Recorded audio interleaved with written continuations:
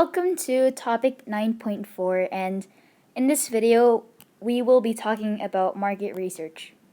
So I find it really useful to know what the essential idea is, just so that we understand what the topic is all about and why we're learning it. Well, the essential idea is that market research is an organized effort to gather information about markets or customers. And these are the subtopics that we will be covering in topic 9.4. From now on, we will also be putting in the IB design syllabus guidance because it's always important to note what you have to learn for this topic. And I also find the TOK questions really useful, especially when I am creating knowledge questions or when you need to write reflections for your TOK sketchbooks or something like that. So that's one IB student tip. Okay, so there are 4 main points for purpose of market research. Why use market research? Well, first of all, it's for idea generation and development. It can also help you analyze market potential and understand economic trends. It's also used to collect data. It's used to identify suitable promotional strategies because you can use more effective promotional strategies if you have a better understanding of your target audience, right? You know what's going to appeal to them. And the fourth is that you can consider scientific and technological advancements. So this is basically just staying up to date with current trends and current technologies. One main drawback for market research is that high quality market research is really expensive and also very time consuming. So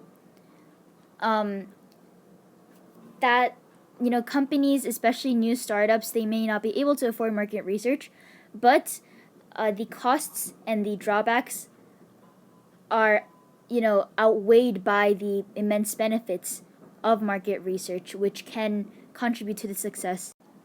Now let's talk about market research strategies.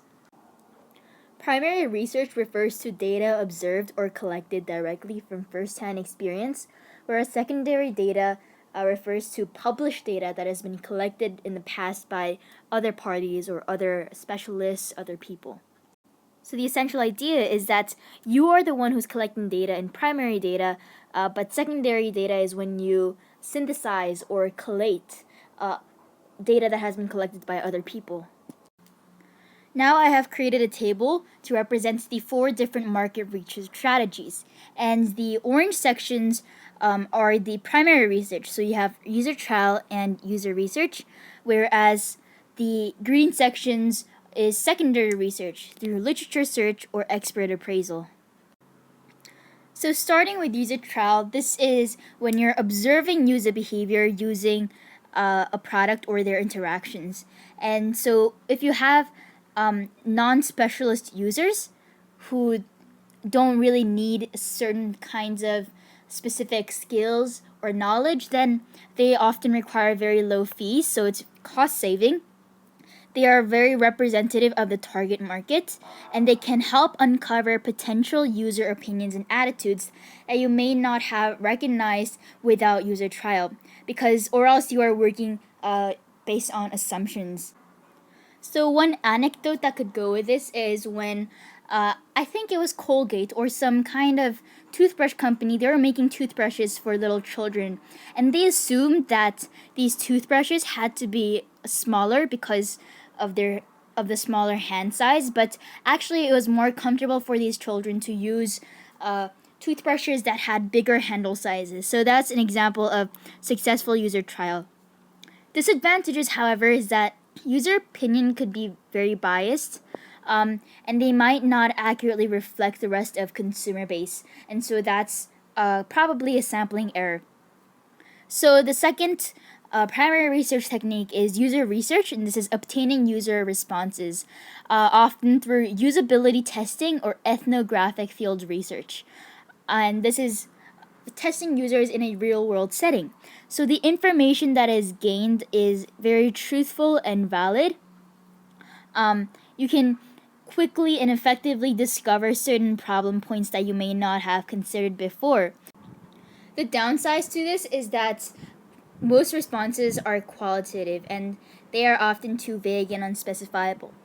So, literature search is a systematic search for published material on a specific topic. And the advantages is that it's cheaper and faster. And because of technological advancements, you have access to all kinds of data. So if you go on Google and search for certain keywords, you immediately get a lot of information. But the disadvantages is that finding relevant data could be challenging because you are so bombarded with so much information that you may not even need, and the information that you find can often be biased or unreliable. And lastly, expert appraisal is the reliance on the knowledge and skills of an expert, and they have accurate knowledge, and they can also produce data that is qualitative or quantitative. But the disadvantages is that experts can also provide information that is only biased and from one perspective only. And it's often difficult to locate a qualitative expert, especially if you don't have enough budget to travel to other countries. Then you really need to find an expert that is near you, which may not always be the case. Okay, so before talking about environmental scanning, let's talk about the marketing environment. This is a group of external forces that directly or indirectly impact on an organization's ability to generate ideas, products, or services. And examples of these forces could be competitive forces or technological forces or economic forces. And environmental scanning is basically just examining these environments, examining these influences, which may bring threats or opportunities for the company. So you can kind of think of it as a SWOT analysis. And so what this does is that it helps companies anticipate for future planning, and they can also look into current trends and current opportunities that they can take advantage of. Okay, so perceptual mapping is a graphical display of customer perceptions relative to a firm's competition. So it's a way of understanding what customers think of your products in relation to the products that are offered by other companies. And so you really get to understand what your brand image and identity is like for customers. An advantage of using this is that it's visual and it's really easy to understand. So let's look at an example. This is perceptual mapping for a car industries. And so you can see that people think that Mercedes-Benz has higher prices and has the best quality, whereas Kia is considered to have more of a lower quality with a cheaper price compared to other car companies. Okay, so now we'll be talking about market segmentation in technology.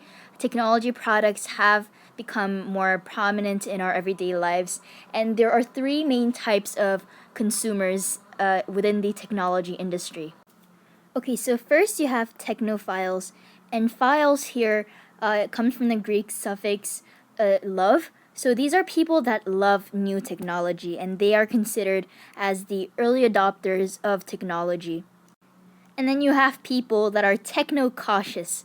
So these people are not as enthusiastic. They wait to observe its benefits, or they wait for the company to be an establishing brand so that it has improved features and price reductions. But they mostly get comments or feedback from technophiles and their experiences. And the last is technophobes, and these are considered to be the laggards. Who are hard to reach with marketing campaigns. Generally, this is the older generation. However, technophobes is basically anyone that doesn't really like to use new technology.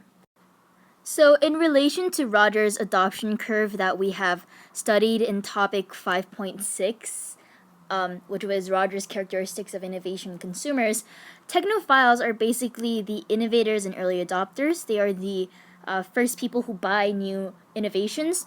Techno-cautious are mostly the majorities, and the laggards are technophobes. In addition to technology, you have more and more eco-friendly products, and there are four different types of consumers. when it comes to green design. Okay, so first of all, you have eco warriors, and these are individuals that take a proactive role in championing for causes that are related to the environment, and they care about the world in their daily lives. For example, they make certain changes or they actively volunteer. Eco champions are people that promote environmental awareness through organizations. So examples could be like Trash Heroes or other like WWF. And eco fans are people that adopt environmentally friendly practices as consumers. So these days you have many YouTubers that are trying the Zero Waste Life Challenge, and basically eco fans are those who do these things every day. They have integrated this environmentally friendly routine and lifestyle into their daily lives. And ecophobes is basically the opposite of everything. So they believe in technology to solve environmental problems, and they use resources abundantly. This is actually more in depth in chapter 8.2, Sustainable Consumption. So you can also look through your notes for that chapter as well. Just a quick recap on what we did. We talked about the purpose of market research and their 5 main purposes. And we also said how market research is actually very costly, but it will also immensely benefit the success of the product. We talked about various strategies. So literature search, user trial, user research, and expert appraisal. Environmental scanning. We also talked about the product perception map, which is basically a diagram that looks like this. And the axes are always different. It doesn't always have to be quality or price. It can be other factors that you compare. Market segmentation in technology, and then we also talked about market segmentation in green design.